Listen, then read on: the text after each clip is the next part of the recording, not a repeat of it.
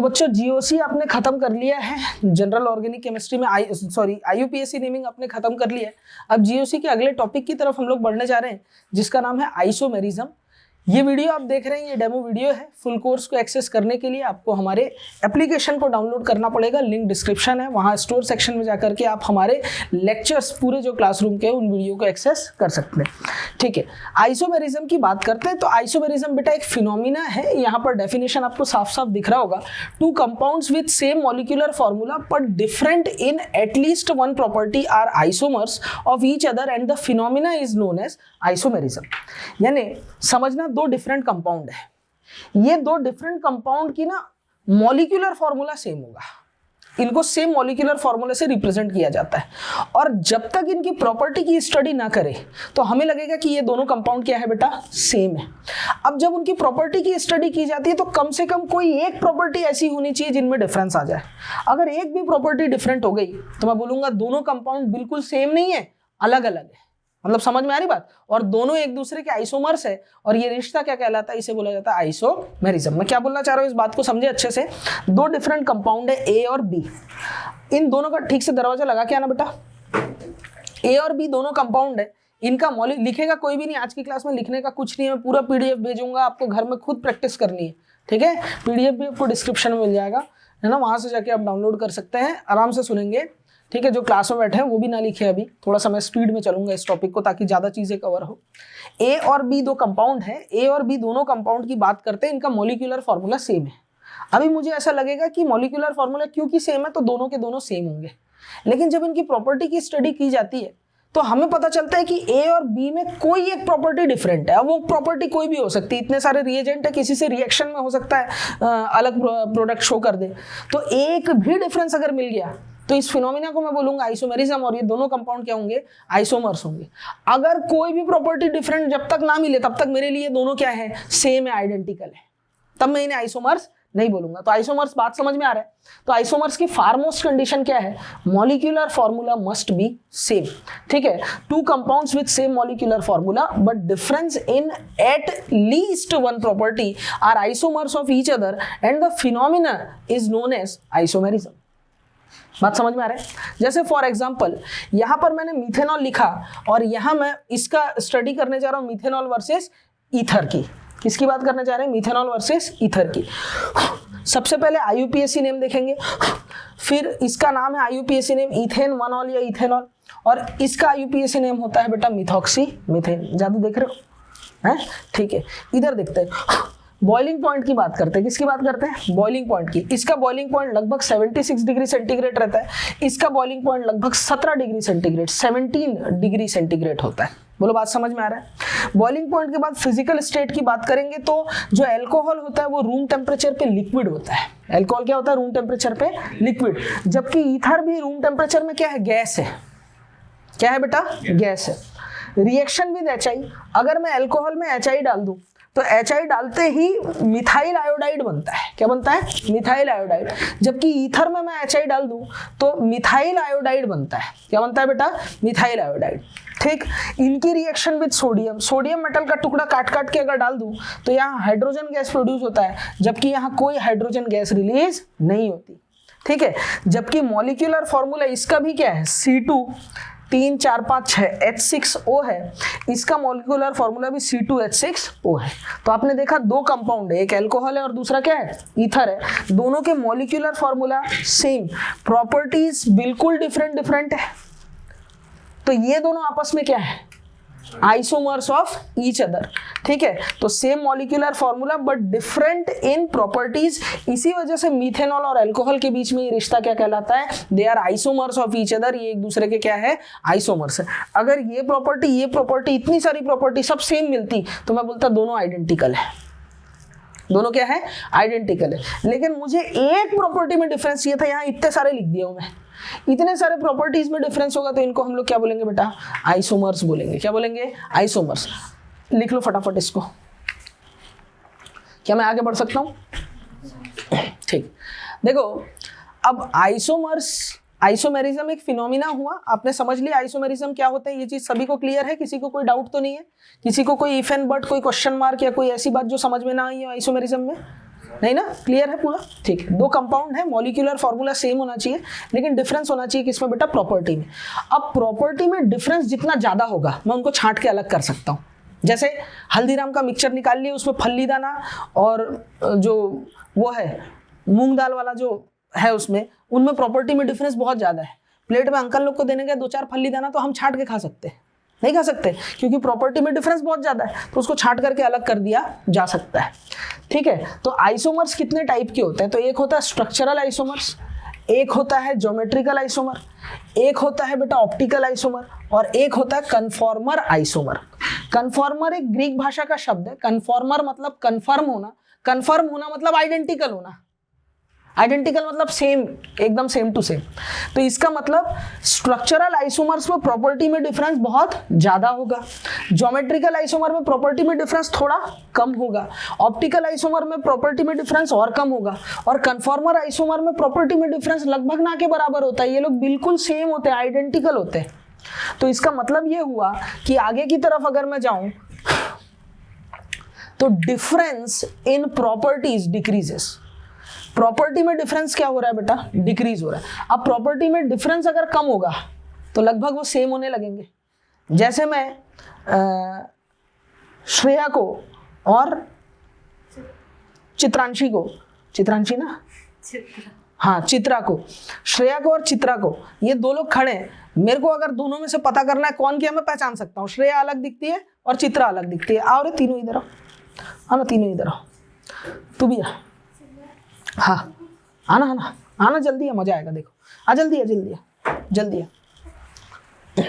ठीक है जल्दी आना चित्रा, इधर है यार, जल्दी आओ इधर, हाँ इधर खड़े, ऊपर आ जा, ठीक है 2 मिनट, 2 मिनट तुम लोग वहीं रुको, मैं बुलाऊंगा तब, ऊपर आ, हाँ आना, हाँ देखो इधर आ बेटा, इधर आ। ये दोनों में प्रॉपर्टी में डिफरेंस बिल्कुल डिफरेंट है।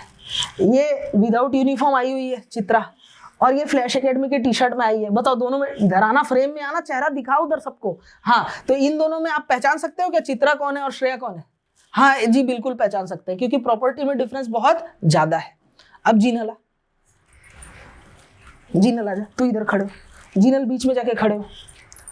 बताओ आप किसको देख के पहले पहचान लोगे? इन दोनों को देख करके इनमें डिफरेंस क्या दिख रहा है? ज्यादा। अब इन दोनों में डिफरेंस थोड़ा सेम हो गया, थोड़ी प्रॉपर्टी मिल रही है। क्या प्रॉपर्टी मिल रही है? दोनों यूनिफॉर्म में आए हैं, फ्लैश एकेडमी की टी शर्ट में, बढ़िया दिख रहे हैं, एकदम क्यूट दिख रहे हैं, है ना। तो इन लोग की ये प्रॉपर्टी है, ठीक है। अब इसकी जुड़वा बहन बुलाते हैं। अब जोरदार जादू करने जा रहा हूं, सब लोग देखना यूट्यूब में, जल्दी आ, इधर खड़े हो। हाँ अब ये दोनों बिल्कुल आइडेंटिकल है, हंस, हाँ, ठीक है। दोनों क्या है बेटा? बिल्कुल जुड़वे हैं। लगभग ये लोग कन्फॉर्मर की कैटेगरी में आ गए। किसमें आ गए? कन्फॉर्मर की कैटेगरी। अब यहां से यहां आ रहा हूं, सिमिलैरिटी बढ़ रहा है नहीं बढ़ रहा है? इसमें और इसमें सिमिलैरिटी में डिफरेंस बहुत ज्यादा है। अरे इसमें और इसमें सिमिलैरिटी मतलब डिफरेंस क्या है? बहुत ज्यादा है। इसमें और इसमें डिफरेंस उसके कंपैरिजन में थोड़ा कम है। इसमें और इसमें डिफरेंस और कम हो गया। ये दोनों तो लगभग आइडेंटिकल हो गया ना, नहीं आ रहा बात समझ में? तो अगर प्रॉपर्टी में डिफरेंस, जाओ बहनों के लिए मेरी जोरदार तालियां। यूट्यूब में आएगा, यूट्यूब में आएगा, ठीक है, हाँ फेमस हो जाओगे ना तुम लोग।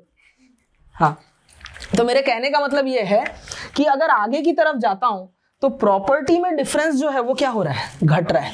इनमें प्रॉपर्टी में डिफरेंस बहुत ज्यादा होता है, फिर इनमें कम, इनमें और कम, और इनमें कोई डिफरेंस ही नहीं होता, लगभग सेम होते हैं। अब प्रॉपर्टी में डिफरेंस ज्यादा होगा तो मेरे को उसको छांटना, सेपरेट करना आसान होगा कि नहीं होगा? ठीक है। और प्रॉपर्टी में डिफरेंस जितना कम होगा, सेम सेम दिखते रहेंगे, उनको आइडेंटिफाई कर पाना, सेपरेट कर पाना, आइसोलेट कर पाना हमारे लिए मुश्किल होगा। क्या नहीं आप बात समझ रहे हैं आप? जैसे फॉर एग्जांपल, तो इसका अगला लाइन ही वही है कि सेपरेशन आइसोलेशन भी डिक्रीज होगा। अब जैसे सपोज नमक है, क्या है बेटा? नमक है। नमक को मैं क्रश करके पाउडर बना दिया, और सफेद कलर की जो मोमबत्ती है उसको वो घिसने वाले से घिस करके उसको भी पाउडर बना दिया, मिक्सर ग्राइंडर में चला के उसको भी पाउडर बना दिया। व्हाइट पाउडर वो भी दिख रहा है, ये भी व्हाइट पाउडर दिख रहा है, और सबको अच्छे से मिक्स कर दिया। मैं बोल रहा हूँ इनको छांट के बताओ, इनको सेपरेट कर दो, क्या कर पाओगे? बिल्कुल कर पाएंगे यार। नो सर पहले बोलता है यार, पागल आदमी। बिल्कुल कर लेंगे। कैसे करेंगे? पानी में डाल देंगे, पानी में डालते ही नमक वाटर में सॉल्यूबल हो जाएगा और मोम रह जाएगा, मोम को छांट करके अलग कर देंगे, और पानी को भाप बन के उड़ा देंगे तो नमक नमक बच जाएगा। प्रॉपर्टी में डिफरेंस बहुत ज़्यादा था, ध्यान रखें, तो इसलिए इनको सेपरेट करना आसान हो गया। अब मैं नमक ले लेता हूँ और शक्कर ले लेता हूँ, दोनों को क्रश कर दिया, एकदम बारीक पाउडर कर दिया और मिक्स कर दिया। मैं नमक और शक्कर को मिक्स कर दिया, इनके पाउडर को, और मैं बोलूँ सेपरेट करके बताओ। चीटियों का इस्तेमाल नहीं करना कि चीटी शक्कर शक्कर खा जाएगी, नमक नमक रह जाएगा, ऐसे नहीं करना है। अब इसको कैसे करोगे? पानी में घोलोगे क्या? पानी में दोनों घुल जाएंगे। अब कैसे सेपरेट करोगे? सेपरेट कर, हाँ, हीट करने से नमक भी जल जाएगा और शक्कर तो जल ही जाता है। शक्कर क्या होता है? शुगर जो होता है, शुगर कुछ ऐसा होता है, कार्बोहाइड्रेट होता है। शुगर का फॉर्मूला होता है C12H22O11, कार्बन का हाइड्रेट है, 12 कार्बन है और H2O यहाँ लगे हुए हैं 11। तो आप गर्म करोगे ना तो पानी पानी उड़ जाएगा और कार्बन कार्बन रह जाएगा, काला काला बचता है। आप शक्कर को कभी गर्म करोगे ना, आप देखना, शक्कर को गर्म करोगे तो वो पिघल के पहले चाशनी जैसा गाढ़ा जरूर हो जाएगा पानी की वजह से, लेकिन फिर ये पानी भाप बन करके उड़ जाएगा तो काला काला कार्बन बचेगा, राख बचेगा। तो वो तो नहीं, हीट तो नहीं कर सकते। उसका मेथड क्या है? जो सुक्रोज है या शुगर है वो ऑर्गेनिक कंपाउंड है, और ऑर्गेनिक कंपाउंड सिर्फ और सिर्फ ऑर्गेनिक सॉल्वेंट में डिसॉल्व होते हैं। मैं पेट्रोल लूंगा, पेट्रोल में नमक और शक्कर का जो पाउडर है वो डाल दूंगा, तो शक्कर जो है पेट्रोल में घुल जाएगा, कौन बचेगा?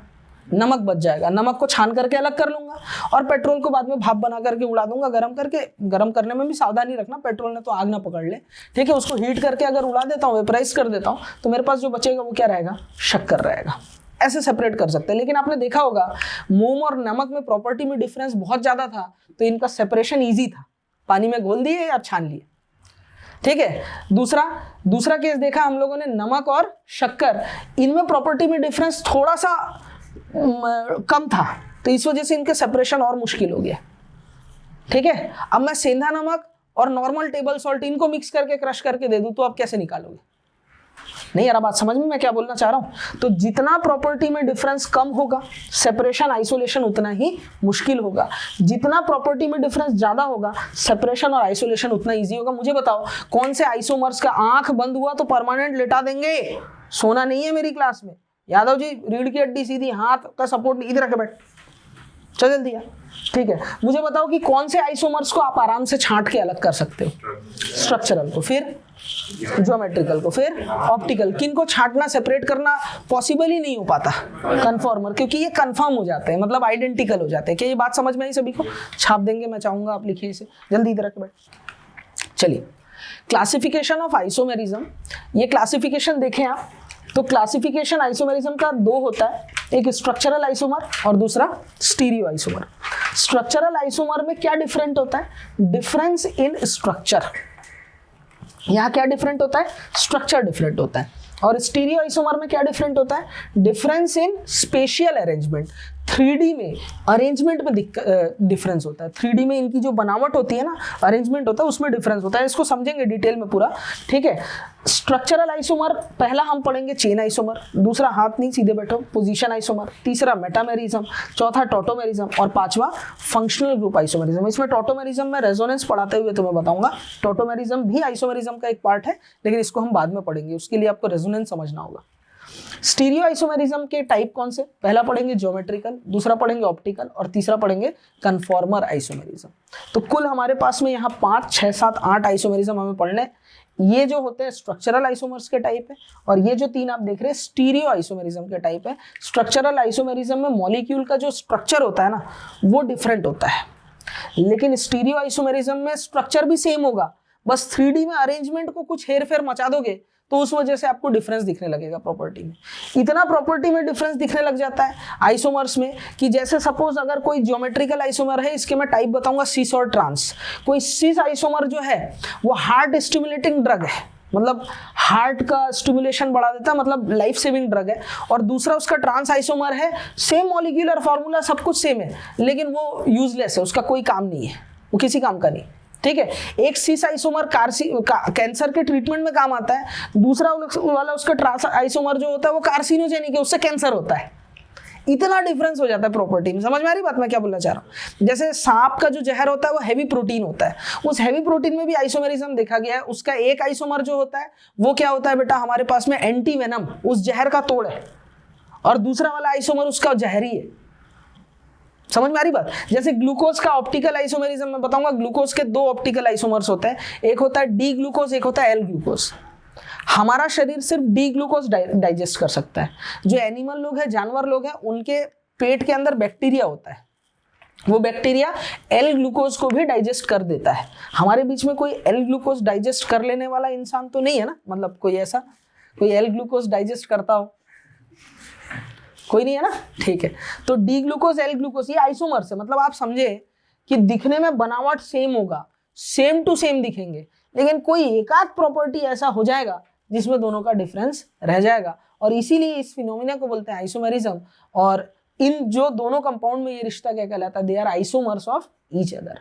और इनमें प्रॉपर्टी में डिफरेंस जितना ज्यादा होगा उनको सेपरेट हम आसानी से कर सकते हैं, प्रॉपर्टी में डिफरेंस जितना कम होगा उनका सेपरेशन उतना ही मुश्किल हो जाएगा। सबसे अच्छे से आइसोलेट किन को कर सकते हैं, स्ट्रक्चरल आइसोमर, फिर ज्योमेट्रिकल को। उससे कम आइसोलेशन, मतलब आइसोलेशन डिफिकल्ट किसका होगा, ऑप्टिकल, और उससे ज्यादा किसका, कन्फॉर्मर। इन तीनों केस में 3D में इनका अरेंजमेंट डिफरेंट होगा, इन पांचों केस में इनके स्ट्रक्चर में डिफरेंस होगा। समझेंगे अपन लोग अभी इसको एक एक करके जब पढ़ेंगे ना, तो आपको इसकी अंडरस्टैंडिंग समझ में आएगी। आंख बंद नहीं होना चाहिए। लिखो। अच्छा, डिग्री ऑफ अनसैचुरेशन निकालना तो आ गया, आपको पहले क्लास में बताया था। DU का फॉर्मूला बताया था, C+1 minus H plus X minus N/2। ठीक है, चलिए तो सबसे पहले एक एक करके हम लोग पढ़ना है। जितना लिख पाओ लिखो बेटा, मैं पूरी PDF दे दूंगा, आप घर जाके जब लिखेंगे चीजें समझ में आएंगी। सबसे पहले चेन आइसोमेरिज्म देखेंगे। क्या देखेंगे, चेन आइसोमेरिज्म। चेन आइसोमेरिज्म के लिए ध्यान रखना, सेम क्या होना चाहिए बेटा, molecular formula. Molecular formula must be same. Different होना चाहिए साइज ऑफ पेरेंट चेन और साइड चेन। पेरेंट चेन और साइड चेन मतलब आप जानते हैं, जो प्रिंसिपल कार्बन चेन में हम लोग चेन सिलेक्शन कर रहे थे वो पेरेंट चेन है, उसके अलावा आइट साइड में जो कचरा दिखता है वो होता है साइड चेन। तो पेरेंट चेन और साइड चेन क्या होने चाहिए बेटा, डिफरेंट होना चाहिए, मॉलिक्यूलर फॉर्मूला सेम। अच्छा, आइसोमेरिज्म की शर्त ही यही है कि क्या सेम होना चाहिए, मॉलिक्यूलर फॉर्मूला सेम होना चाहिए। Molecular formula must be same, parent chain और side chain different, then relation is known as chain isomers. बोलो बात क्लियर है। अच्छा, काम की चीज ध्यान रखेंगे, काम की चीज नहीं भूलना, functional group, multiple bond, substituent. क्या बोला, functional group, multiple bond, substituent must be same. यानी अगर इधर फंक्शनल ग्रुप OH है तो उधर में भी क्या होना चाहिए, OH। यहाँ अगर 1 डिग्री अमाइन है तो उधर भी क्या होना चाहिए, 1 डिग्री होना चाहिए। 1 डिग्री की जगह उधर 2 डिग्री नहीं चलेगा, ठीक है। यहाँ डबल बॉन्ड है वहां रिंग बना दिए, नहीं चलेगा। यहाँ डबल बॉन्ड वहां ट्रिपल बॉन्ड, नहीं चलेगा। यहाँ डबल बॉन्ड वहां डबल बॉन्ड, चल सकता है, चेक करेंगे। अच्छा, यहाँ फ्लोरीन है वहां क्लोरीन लगा दिए, सर दोनों तो हेलोजन है, नहीं चलेगा, मॉलिक्यूलर फॉर्मूला डिस्टर्ब हो जाएगा। समझ रहे हैं आप बात को, क्या बोल रहा चाह रहा हूं। तो functional group, multiple bond, substituent must be same. अच्छा, मॉलिक्यूलर फॉर्मूला सेम है कि नहीं ये चेक करने का जुगाड़ आप यहां मैं लिख दे रहा हूं, आप भी लिखते चले।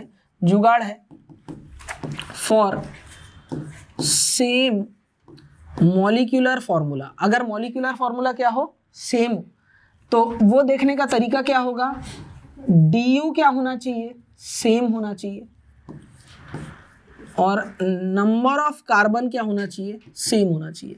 अगर किसी मॉलिक्यूल में DU और नंबर ऑफ कार्बन ये सेम सेम हो जाए तो मैं उस मॉलिक्यूल को क्या बोलूंगा, उसका मॉलिक्यूलर फॉर्मूला क्या माना जाएगा, सेम माना जाएगा। ये बात समझ में आया। अगर किसी मॉलिक्यूल का मॉलिक्यूलर फॉर्मूला सेम है कि नहीं चेक करना है, क्योंकि पहले ही चीज हमें क्या चेक करना पड़ेगा, molecular formula. Molecular formula same check करने का जुगाड़ बता रहा हूं आपको। DU क्या होना चाहिए, सेम, नंबर ऑफ कार्बन क्या होना चाहिए, सेम। DU और number of carbon same same हो गया तो मॉलिक्यूलर फॉर्मूला भी क्या होगा, सेम होगा। लिखो, ठीक है। यहाँ को जो स्ट्रक्चर देखेंगे और उनमें चेन आइसोमेरिज्म होगा कि नहीं होगा हम वो देखने वाले हैं। सबसे पहले देखो CH4 दिख रहा है, एक कार्बन का कोई चेन बन सकता है क्या, नहीं। तो यहां पर मैं लिख सकता हूं नो चेन आइसोमेरिज्म, ठीक है। 2 कार्बन का कोई चेन बन सकता है क्या, नहीं, कोई चेन आइसोमेरिज्म यहां नहीं होगा। 3 कार्बन का कोई चेन बन सकता है क्या, ये इसको यहां मोड़ो कहीं पे भी करो एक ही मत फर्क पड़ेगा, तो यहां पर भी नो चेन आइसोमेरिज्म। अच्छा, 4 कार्बन है, यहां चेन आइसोमेरिज्म हो सकता है। यहाँ 4 कार्बन के, यहाँ पेरेंट चेन में कितने कार्बन है, देखो पेरेंट चेन में है ना, पेरेंट चेन में कितने कार्बन है, 4 कार्बन है। अब मैं इसे ऐसा लिखूं CH3 CH3 और ये हो गया CH3। अब पेरेंट चेन मेरे पास कौन सा हो जाएगा बताओ? ये वाला हो जाएगा। यहाँ जो पेरेंट चेन है इसमें कितने कार्बन है? 3 कार्बन। तो गौर से देखना, इन दोनों मॉलिक्यूल को देखो, इसका मॉलिक्यूलर फॉर्मूला भी क्या है? 1 2 3 4 C4। हाइड्रोजन कितने हैं? 3 4 5 6 7 8 9 10 C4H10। इसका मॉलिक्यूलर फॉर्मूला देखो, C 1 2 3 4 H4 और C4 और हाइड्रोजन कितने? 3 3 6 3 9 और 1 10 H10। इन दोनों में मॉलिक्यूलर फॉर्मूला क्या है? सेम। बोलो है? तो क्या डिफरेंट है? Size of parent chain. भाई यहाँ पेरेंट चेन में 4 कार्बन है, यहाँ पेरेंट चेन में कितने कार्बन? 3 कार्बन। तो इसका मतलब ये दोनों एक दूसरे के क्या है? चेन आइसोमर होंगे। They are CI of each other. समझ में आया? पहले यहाँ तक एग्जाम्पल लिखें, डाउट अभी थोड़ी देर बाद पूछना, मैं जब तक पूरे क्वेश्चन बता दूं उसके बाद। ठीक है, मैं जानता हूं मन में क्या चल रहा है, लिख लो। तो इसका मतलब कि एल्केन में इसका मतलब एल्केन में अगर CI होना है, चेन आइसोमर होना है, तो कम से कम कितने कार्बन का होना जरूरी है? 4 कार्बन। 1 2 3 4। हटा दो इसको, लिख लिया सभी ने? तो अगली लाइन ही वही है, काम की चीज। For alkane 4 carbon atoms must be required for chain isomerism. ये लाइन लिख लो, for alkane 4 carbon atoms must be required for chain isomerism. घबराए नहीं, नोट्स आपको पूरा मिल जाएगा, आप घर में आराम से नोट्स लिख सकते हो, रिवीजन भी हो जाएगा। आगे बढ़ो। ठीक है, अगला क्वेश्चन देखते हैं। 5th वाले क्वेश्चन को देखो। इस कंपाउंड का नाम है साइक्लोहेक्सेन। बोलो है? और ये 1 नंबर पे मिथाइल लगा हुआ है, तो ये हो जाएगा 1 मिथाइल साइक्लोपेंटेन। यही होंगे दोनों कंपाउंड के नेम। ठीक है, मत फाड़। अब इनका मॉलिक्यूलर फॉर्मूला सेम है कि नहीं वो चेक करने के लिए पहले कार्बन गिनूंगा, फिर हाइड्रोजन गिनूंगा, और हाइड्रोजन एक आध लगाने में, ये तो हाइड्रोजन दिखाते नहीं है, गिनने में गड़बड़ी हो गई तो दिक्कत हो सकता है। तो मेरे लिए मैंने आपको लिए एक जुगाड़ बता रखा। यहाँ कितने कार्बन है देखो, 1 2 3 4 5 6 6 कार्बन। और DU कितना है? डिग्री ऑफ अनसैचुरेशन कितना है? 7 कैसे होगा? DU मतलब कि या तो डबल बॉन्ड या तो रिंग। यहाँ डबल बॉन्ड है ही नहीं, रिंग है। बताओ DU कितना होगा? 1। पहला लेक्चर है, याद आ रहा है? बताया हूं ना भाई, ये तो 6 कार्बन DU 1। ऊपर से वीडियो लेक्चर भी भेजा था दिवाली में, घर बैठ के देखना, मैंने बोला भी था। नहीं देखी ना? नोट्स भी नहीं बने। ठीक है, 6 कार्बन है और DU कितना है? 1। ठीक है, देखा ना तू पूरा?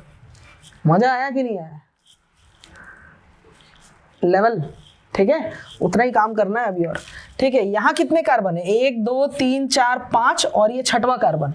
यहाँ पर भी 6 कार्बन है और DU कितना है बच्चों? 1। बोलो, DU इज इक्वल टू क्या होता है? Number of pi bond plus number of ring. यहाँ तो कहीं पाई बॉन्ड नहीं है, रिंग दिख रहा है ना? रिंग दिख रहा है ना? कितने रिंग दिख रहे हैं? 1। तो DU कितना? 1। कितना रिंग दिख रहा है? 1। तो DU 1। 6 carbon DU 1, 6 carbon DU 1। इसका मतलब इन दोनों का मॉलिक्यूलर फॉर्मूला क्या होगा? सेम होगा। अब मॉलिक्यूलर फॉर्मूला सेम है तो दे आर आइसोमर्स। ये आइसोमर्स हो सकते हैं, लेकिन कौन सा आइसोमर होगा वो चेक करते हैं। यहाँ पेरेंट चेन में कितने कार्बन है? 6 कार्बन है। 1 2 3 4 5 6। जबकि यहाँ पेरेंट चेन में कितने कार्बन है? 5 कार्बन है। बोलो है? यहाँ पेरेंट चेन में 6 कार्बन, यहाँ पेरेंट चेन में 5 कार्बन। बोलो, बात समझ में आ रहा है? तो size of parent chain, molecular formula same हो गया, size of parent chain different हो गया। बहुत देर से मैं बच्ची को नोटिस कर रहा हूँ, बच्ची खुद डिस्टर्ब हो रही है, अगल बगल में भी कर रही है और मेरे को भी कर रही है। अगली बार बच्ची को पीटा जाएगा पकड़ के।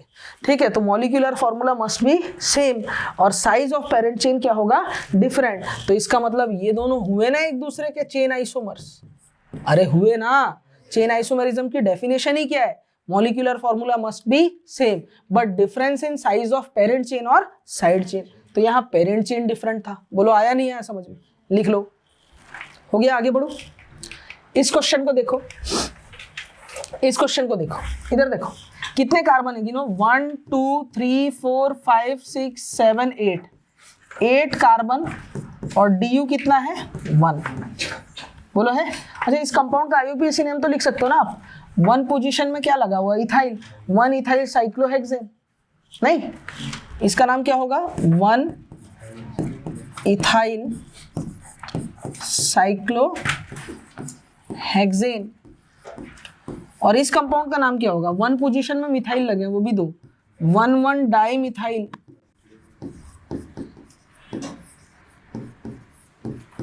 साइक्लोहेक्सेन, बोलो यही है, ठीक है।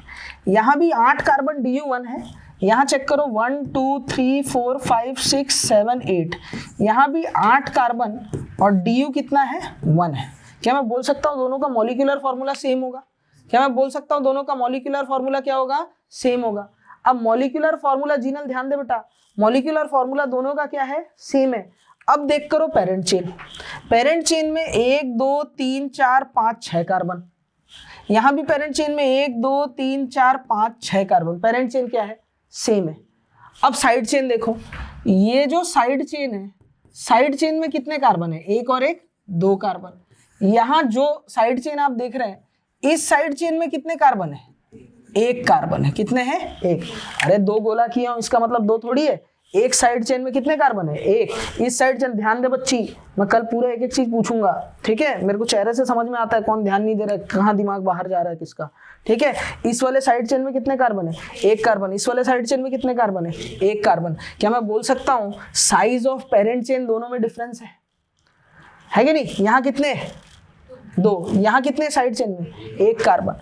तो मॉलिक्यूलर फॉर्मूला यहाँ क्या है, सेम है, लेकिन डिफरेंट है क्या, हाँ साइज ऑफ साइड चेन, जो साइड चेन है उसके साइज में डिफरेंस है। तो क्या मैं बोल सकता हूं they are CI of each other, ये लोग एक दूसरे के क्या होंगे, चेन आइसोमर्स होंगे। क्या मेरी बातें आपको समझ में आई, पक्का आया, किसी को कोई डाउट जल्दी पूछो, आया ना, हाँ चलो अगला वाला ये तुम बताओ क्या होगा। अच्छा CI होगा कि नहीं होगा ये बताना है,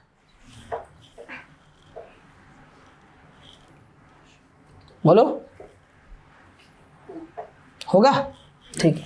क्यों, यहां पर देखो 1 2 3 4 5 6 कार्बन है और DU जिससे पूछूंगा वो बताएगा, हल्क बताएगा DU कितना है, 1 है। क्यों 1 है DU, क्योंकि एक ही रिंग बना हुआ है, ठीक है।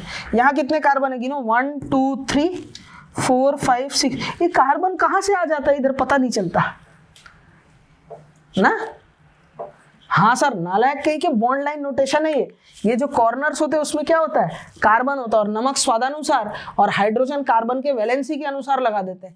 जैसे यहाँ का कार्बन 1 बॉन्ड बना रहा है तो यहाँ हाइड्रोजन कितने होंगे 3, यहाँ का कार्बन 1 2 3 बॉन्ड बना रहा है तो हाइड्रोजन कितने होंगे इसके पास 1, ऐसा होता है। हाँ सर, हाँ ठीक है, हाँ दिमाग खराब है मेरा।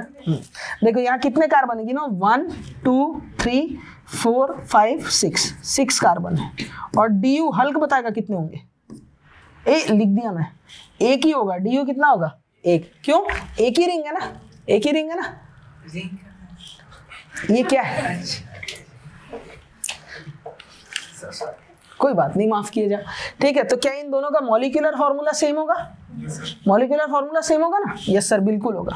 अच्छा यहाँ पेरेंट चेन देखो, पेरेंट चेन में कितने कार्बन, 1 2 3 4 5 6 कार्बन, यहाँ पेरेंट चेन में कितने कार्बन है 3 कार्बन है। भाई आप जब इसका नाम लिखोगे तो साइक्लोहेक्सेन, आप इसका नाम लिखोगे तो साइक्लोमेथेट प्रोपेन, प्रोपेन यानी कि 3 कार्बन से बना है और हेक्सेन यानी 6 कार्बन से बना है, तो size of parent chain different है। तो क्या मैं बोल सकता हूँ ये मॉलिक्यूल भी आपस में क्या होंगे, एक दूसरे के CI होंगे।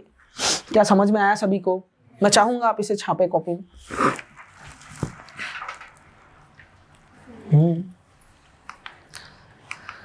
अब ये तुम मुझे बताओ, ये दोनों मॉलिक्यूल की बात करते हैं, ये दोनों एक दूसरे के मतलब चेन आइसोमर होंगे या नहीं होंगे, आपको मुझे बताना है।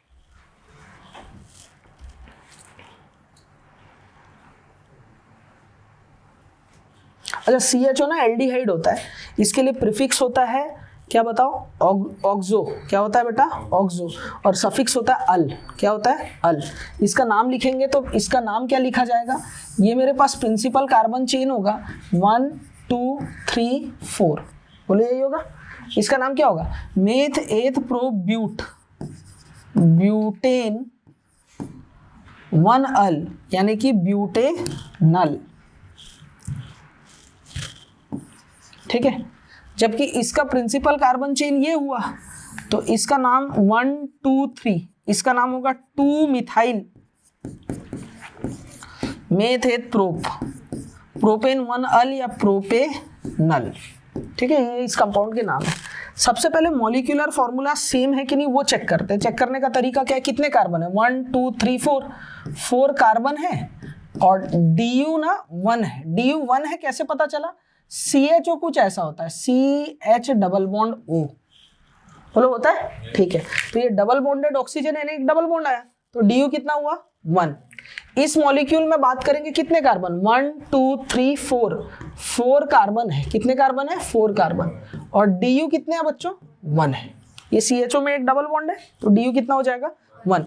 क्या मैं बोल सकता हूँ दोनों का मॉलिक्यूलर फॉर्मूला सेम है, लेकिन यहाँ पेरेंट चेन में कितने कार्बन है, 4 कार्बन, जबकि यहाँ पेरेंट चेन में कितने कार्बन, 3 कार्बन। तो साइज ऑफ पेरेंट चेन क्या हो गया, डिफरेंट हो गया, तो ये दोनों भी एक दूसरे के CI होंगे। क्लियर हुआ है, यहां तक आगे बढ़ो। अच्छा इस क्वेश्चन को देखते हैं। ये वाले क्वेश्चन में DU बता सकते हो क्या, 1 2 3 4 कार्बन और DU कितना है 1। यहाँ 1 2 3 4 कार्बन है और DU कितना है बताओ 1 है, मतलब मॉलिक्यूलर फॉर्मूला तो सेम है। 1 2 3 4 कार्बन CONH2, CONH2 को बोलते हैं अमाइड, क्या बोलते हैं बेटा, अमाइड। ये भी क्या है, CONH2 अमाइड है, ठीक है। इसका पेरेंट चेन होगा उसमें कितने कार्बन है, 4 कार्बन इन पेरेंट चेन, जबकि यहाँ जो पेरेंट चेन होगा उसमें कितने कार्बन है, ये फंक्शनल ग्रुप है, जाहिर सी बात है फंक्शनल ग्रुप के कार्बन को लपेटते हुए चेन बनाएंगे, तो यहाँ जो पेरेंट चेन होगा उसमें भी कितने कार्बन है बताओ, 3 कार्बन है, 3 कार्बन का यहाँ पेरेंट चेन है। तो मुझे एक चीज बताओ, मॉलिक्यूलर फॉर्मूला क्या हुआ, सेम हुआ, लेकिन डिफरेंस है किसमें, साइज ऑफ पेरेंट चेन। तो ये हुआ ना चेन आइसोमर, ये दोनों के बीच रिश्ता क्या है, they are chain isomers of each other. Clear हो रहा है, ठीक है, चलो लिखो, ठीक हुआ। ये क्वेश्चन आप करके बताएं, 10th वाला क्वेश्चन नहीं होगा, क्यों, फंक्शनल ग्रुप ही डिफरेंट है। ये एल्डिहाइड है, ये देखो आप देख रहे होंगे, यहाँ जो फंक्शनल ग्रुप है ये एल्डिहाइड है और यहाँ जो फंक्शनल ग्रुप है ये OH है। वैसे भी मॉलिक्यूलर फॉर्मूला देखो, 1 2 3 4 5 कार्बन DU1, CHO में जो डबल बॉन्ड हुआ है DU1 होगा, जबकि यहाँ 1 2 3 4 कार्बन DU0। मॉलिक्यूलर फॉर्मूला ही इनका डिफरेंट है, ऊपर से फंक्शनल ग्रुप भी डिफरेंट है, तो ये लोग CI एक दूसरे के नहीं होंगे। चेन आइसोमर्स होने के लिए क्या होना चाहिए, आपको समझ में आया। चेन आइसोमर होने की फार मोस्ट कंडीशन क्या है, मैंने आपको पहले ही बता दी। सेम क्या होना चाहिए, मॉलिक्यूलर फॉर्मूला, डिफरेंट होना चाहिए साइज ऑफ पेरेंट चेन और साइड चेन, ठीक है। और काम की चीज मैंने आपको बता रखी कि फंक्शनल ग्रुप, मल्टीपल बॉन्ड और सब्स्टिट्यूएंट मस्ट बी सेम, ये सेम होना चाहिए, बदलना नहीं चाहिए। अब उसके बाद हमने क्वेश्चन देखे। अच्छा एल्केन में जो हाइड्रोकार्बन है उसमें CI होने के लिए कम से कम कितने कार्बन होने चाहिए, 4 कार्बन, ठीक है। उसके बाद ये क्वेश्चन मैंने करवाए, इन क्वेश्चन में किसी को भी किसी भी प्रकार की डाउट है तो मुझे बताएं, मैं वापस से रिपीट कर देता हूँ। कोई भी क्वेश्चन में कोई भी डाउट, क्लियर है, समझ में आया सभी को अच्छे से, ठीक। नंबर 2 देखते हैं, पोजीशन आइसोमर्स, हेडिंग डालेंगे पोजीशन आइसोमर्स।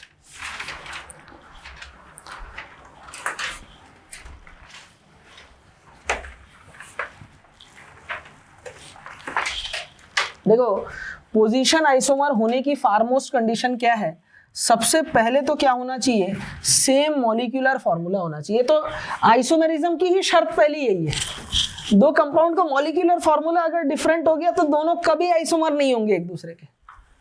समझ में आ रही बात मैं क्या बोलना चाह रहा हूँ। तो आइसोमर होने का पहला फारमोस्ट कंडीशन क्या है, मॉलिक्यूलर फॉर्मूला क्या होना चाहिए, सेम होना चाहिए। दूसरा क्या होना चाहिए, डिफरेंट होना चाहिए position of functional group, multiple bond या सब्स्टिट्यूएंट। फंक्शनल ग्रुप या मल्टीपल बॉन्ड या सब्स्टिट्यूएंट का पोजीशन बदलना चाहिए, उनका लोकेशन चेंज हो जाएगा। जैसे अगर पहले में 1 नंबर में रखा है तो फिर उसकी पोजीशन 2 नंबर पे आ जाएगी। कैसे मैं समझाऊंगा अभी, इससे पहले तक के में कोई डाउट नहीं है, किसी भी प्रकार का कोई डाउट किसी को भी समझ में आया आज अच्छे से। आईआईटी के क्वेश्चन भी हो तो सब ऐसे ही बनेंगे, ठीक है। अभी मैं क्वेश्चन की तरफ भी आऊंगा।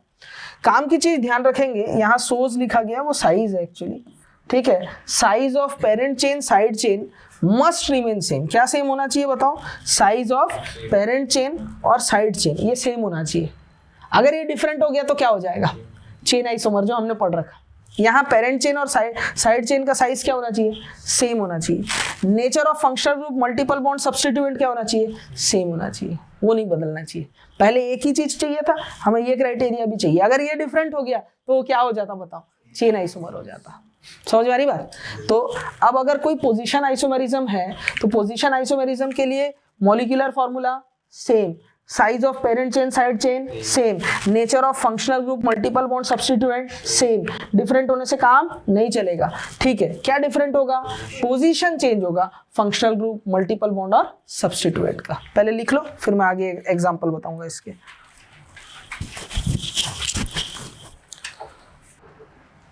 इसकी घड़ी में रिफ्लेक्शन अच्छा होता है, इसकी घड़ी में रिफ्लेक्शन कम हो रहा है, जबकि इसकी घड़ी में लाइट टकरा करके वापस से रिफ्लेक्ट हो रहा है। पूछो क्यों? क्योंकि ब्लैक जो होता है ज्यादातर रेडिएशन को क्या कर लेता है?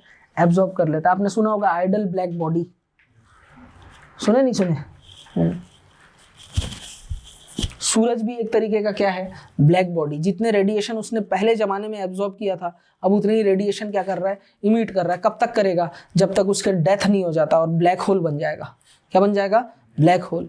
और उस ब्लैक होल के अंदर सब कुछ चला जाएगा और दुनिया खत्म, ऐसा साइंटिस्ट लोग बोलते हैं। अभी हमारा जो सन है उसकी एज एक्चुअली स्टार की जो एज होती है, स्टार सन भी एक तरीके का स्टार है और उसकी एज अभी कम है। मतलब अभी क्लास 9-10 में है अगर कैलेंडर की बात की जाए, अगर स्पेस कैलेंडर की बात करें तो छोटा है अभी, समझी? ये सब पता है। अच्छा, पेनिसिलिन की डिस्कवरी किसने की थी? हाँ, अलेक्जेंडर। कौन? Alexander the great. तो पूरा नाम याद नहीं आ रहा। अलेक्जेंडर क्या? साहू। फिर अलेक्जेंडर ठाकुर। फिर अब नहीं याद आ रहा। अलेक्जेंडर फ्लेमिंग, ठीक है। एक्सपेरिमेंट के लिए उन्होंने अपने बच्चे पे ही वैक्सीन के लिए वैक्सीनेशन के लिए उन्होंने अपने बच्चे को ही चुना। नहीं, तुम्हें नहीं पता क्या सब? अच्छा, ये पढ़ाते हुए किसी दिन मैं तुम्हें लुई पास्चर के बारे में बताऊंगा। अभी ये टॉपिक आएगा। लुई पास्चर जो है, आपको क्या लगता है लुई पास्चर जो पास्चराइजेशन वगैरह जिन्होंने एंटी रेबीज वैक्सीन बनाया था, वो साइंटिस्ट कैसे, क्या है वो? हैं? मच्छर है वो, मतलब केमिस्ट है वो, केमिस्ट्री से जुड़े हुए हैं वो, ठीक है। तो उनका केमिस्ट्री में आइसोमेरिज्म में बहुत बड़ा कंट्रीब्यूशन है, वो मैं बताऊंगा। फिर उसके बाद चेन इन गोल्ड आए, है ना, CIP इन लोग आए, CIP रूल इन्होंने दिया, वो सब अभी आने वाले, ठीक है। तो उन बारे में भी बातें करेंगे। लेकिन इतना बात जितना मैंने बताया, क्या ये चीज़ क्लियर हुआ सभी को? हाँ, size of parent chain side chain same होना चाहिए, डिफरेंस होने से नहीं चलेगा। चलिए, तो कुछ कंपाउंड यहाँ दिख रहे हैं। पहला कंपाउंड जो आप देख रहे होंगे, इस कंपाउंड का नाम क्या लिखूं मैं, बताओ? सबसे पहले चेन सिलेक्शन करते हैं। चेन सिलेक्शन करेंगे और उसके नंबरिंग करेंगे 1 2 3 4। मेथ एथ प्रो ब्यूट, ब्यूट 1 ईन, यही होगा ये, या ब्यूटीन, यही होगा, ठीक है। इसका चेन आइसोमर बनाते हैं। तो चेन आइसोमर इसका कैसे होगा? देखो, चेन आइसोमर बनने के लिए अभी डबल बॉन्ड की पोजीशन कौन से नंबर पे? 1 नंबर पे। डबल बॉन्ड की पोजीशन 2 नंबर पे कर सकता हूं। 1 2 3 4। बताओ इसका नाम क्या लिखूं मैं? मेथ एथ प्रो ब्यूट 1 2 3 4। इसका नाम होगा ब्यूट 2 ईन। अब मुझे एक बात बताओ, पहले ये बताओ कि मॉलिक्यूलर फॉर्मूला सेम है क्या? खाओ माँ कसम, बोला है कि नहीं? ठीक है, सेम है एकदम। कैसे सेम है? देखो, 1 2 3 4 carbon DU1, 4 carbon DU1, molecular formula same. अच्छा, साइज ऑफ पेरेंट चेन कितने, 1 2 3 4 कार्बन का, यहाँ पे भी कितने 4 कार्बन का, साइज ऑफ पेरेंट चेन भी सेम, फंक्शनल ग्रुप तो है ही नहीं। ठीक है, तो अब देखो लोकेंट का फर्क है, लोकेंट का मतलब दोनों का IUPAC नेम लिख के देखो, एक के ये नंबर बस बदलेगा, ये 1 है तो ये 2 है। समझ में आ रही बात? 19-20 का फर्क है, 19-20 का नहीं, बहुत फर्क है। बोलो बात क्लियर है? ये 19-20 का फर्क है, ये बहुत ज्यादा डिफरेंस है ना। नाम में एक नंबर बदलने से सोचो कंपाउंड की प्रॉपर्टी ही चेंज हो गई। थक गई क्या? ठीक है, यहाँ ये ब्यूट 1 इन है, ये ब्यूट 2 इन है, यहाँ 1 पोजीशन में डबल बॉन्ड है, जबकि यहाँ 2 पोजीशन में डबल बॉन्ड आ रहा है। तो यहाँ क्या चीज बदला? पोजीशन ऑफ फंक्शनल ग्रुप या मल्टीपल बॉन्ड या सब्स्टिट्यूएंट का लोकेशन बदलना चाहिए। तो यहाँ position of multiple bond change हो रहा है, तो ये लोग एक दूसरे के पोजीशन आइसोमर्स होंगे नहीं होंगे? यस सर, बिल्कुल होंगे। बोलो बात क्लियर है? इस वाले केस में देखो 3 कार्बन DU0, अब यहाँ OH फर्स्ट पोजीशन में, तो इसका नाम क्या लिखूंगा? पेरेंट चेन में 3 कार्बन है, मेथ है प्रोप, इसका नाम होगा प्रोपेनॉल या प्रोपेन 1 ऑल। ठीक है, अब इसका अगर मुझे पोजीशन आइसोमर बनाना है तो वो कैसे बनेगा? 1 2 3 2 पोजीशन में OH आ जाएगा। तो अब इसका नाम क्या हो जाएगा बताओ? इसका नाम बताओ, बच्चा बताएगा। प्रोपेन 2 ऑल, बिल्कुल सही, बिल्कुल करेक्ट है। ये हो गया प्रोपेन 2 ऑल। ठीक है, बोलो बात क्लियर है? ठीक है, तो ये हो गया प्रोपेन 1 ऑल, ये हो गया propane 2 all. Position of functional group change हुआ, चेंज हुआ नहीं हुआ? अरे OH फंक्शनल ग्रुप है ना जीनल, बोलना बेटा। तो ये फंक्शनल ग्रुप की जो पोजीशन है वो 1 से हट करके कहाँ चली गई? 2 पे चली गई। तो ये दोनों एक दूसरे के क्या हो गए? पोजीशन आइसोमर्स हो गए। क्लियर हुआ? पोजीशन आइसोमर होने के लिए क्या चेंज होना चाहिए बताओ? Position of multiple bond, functional group और सब्स्टिट्यूएंट। अच्छा, मॉलिक्यूलर फॉर्मूला क्या होना चाहिए? सेम। ये तो सारे आइसोमेरिज्म में चाहिए। DU और नंबर ऑफ कार्बन सेम होगा तो यानी मॉलिक्यूलर फॉर्मूला सेम है। दूसरी चीज, साइज ऑफ पेरेंट चेन और साइड चेन भी क्या होना चाहिए? सेम होना चाहिए। वो बदला मतलब गड़बड़ हो जाएगा। अब देखो, ये पहला स्ट्रक्चर है, इस पहले स्ट्रक्चर में 1-1 पोजीशन में क्या लगा है? मिथाइल लगा है। इसी का एक स्ट्रक्चर बनाने जा रहा हूं, वो कुछ ऐसा बना रहा हूं। ठीक है, इसको मैं A नाम दे रहा हूं, इसको मैं B नाम दे रहा हूं। अभी 1-1 पोजीशन में मिथाइल लगा है, मैं क्या कर रहा हूं बेटा? 1-2 पोजीशन में लगा देता हूं। एक स्ट्रक्चर ऐसा बना सकता हूं, ये 1 और ये 2। एक स्ट्रक्चर और बना सकता हूं, 1 और 3। एक स्ट्रक्चर और बना सकता हूं, 1 और 4। आप देखो, अब देखो ये C स्ट्रक्चर में मिथाइल की पोजीशन 1 और ये 2, ये 1,2 डाइमिथाइल साइक्लोहेक्सेन। इसका नाम क्या होगा? 1 इथाइल साइक्लोहेक्सेन। इसका नाम क्या होगा? 1,1 डाइमिथाइल साइक्लोहेक्सेन। इसका 1,2 डाइमिथाइल साइक्लोहेक्सेन। इसका 1, ये 2, ये 3, 1,3 डाइमिथाइल साइक्लोहेक्सेन। नाम लिख सकते हो ना? अब घर में जब ये लिख रहे होगे इनका नाम भी लिख लेना आप। ये E है, ये 1 2 3 4, 1,4 डाइमिथाइल साइक्लोहेक्सेन, यही है। ठीक है, ये हो गया 1, ठीक है, और ये हो गया 1-1 पोजीशन, 1-2 पोजीशन, 1-3 पोजीशन, 1-4 पोजीशन। अब मैं आपसे इनके लिए रिलेशन पूछ रहा हूं। A में देखो, अच्छा A में पेरेंट चेन में कितने कार्बन है? 6, B में 6, C में 6, D में 6, E में 6। साइड चेन देखो, A में साइड चेन में कितने कार्बन है? साइड चेन में कितने कार्बन है? 2 कार्बन, जबकि इनमें साइड चेन में कितने हैं? 1 कार्बन है। तो अगर साइज ऑफ साइड चेन बदले तो वो रिश्ता क्या कहलाता है बताओ? Chain isomerism. क्या मैं बोल सकता हूं यहां एक statement, A is CI for all? A सभी के लिए क्या है? CI है। भाई A और B आपस में ये रिश्ता क्या है? चेन आइसोमेरिज्म, क्योंकि पेरेंट चेन का साइज सेम है लेकिन साइड चेन बदल रहा है, यहाँ 2 कार्बन, यहाँ 1 कार्बन। A और C चेन आइसोमर, A और D चेन आइसोमर, A और E चेन आइसोमर। तो मैं ऐसा बोल रहा हूं, A is CI for all.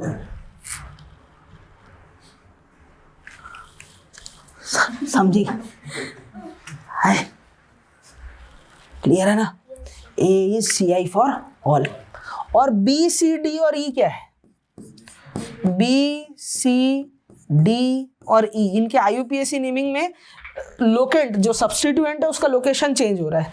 B C D E are position isomers of each other, ये एक दूसरे के क्या होंगे, पोजीशन आइसोमर होंगे। क्या यहाँ तक बातें क्लियर हो रही है? पक्का समझ में आया? किसी को किसी भी प्रकार की कोई दिक्कत परेशानी तकलीफ कोई भी डाउट हो तो मुझे पूछाओ, बताओ, मैं बता रहा हूँ। डाउट है? पक्का यहाँ तक समझ में आया? अब इसके आगे की चीजें हम लोग करेंगे अगली क्लास में, कि और करवा दूं क्वेश्चन? पक्का? चलो चलो, ये क्वेश्चन तुम्हारे लिए होमवर्क है, ठीक है? अच्छा, होमवर्क क्या बता ही देता हूं यार, बोलो बता दो। ठीक है, देखो ये है पेरेंट चेन, 1-1 पोजीशन में दोनों क्लोरीन लगे, इसका एक आइसोमर ऐसे बन सकता है, इजी है ना। यहां कौन सा पोजीशन है, 1-2 पोजीशन है, बोलो है।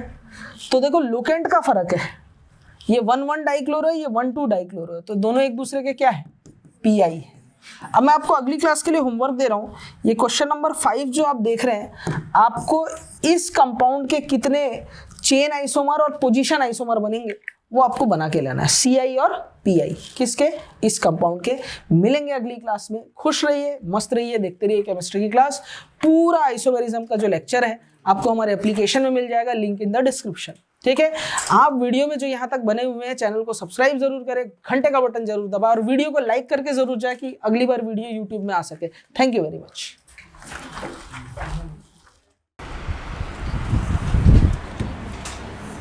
क्लियर है भाई? आगे बढ़ूं? क्लियर है? आज जितना पढ़ा है सबको समझ में आया, अच्छे से आया? कुछ बातें जो मैंने बोली है उनका आप विशेष ध्यान रखेंगे, पढ़ना है।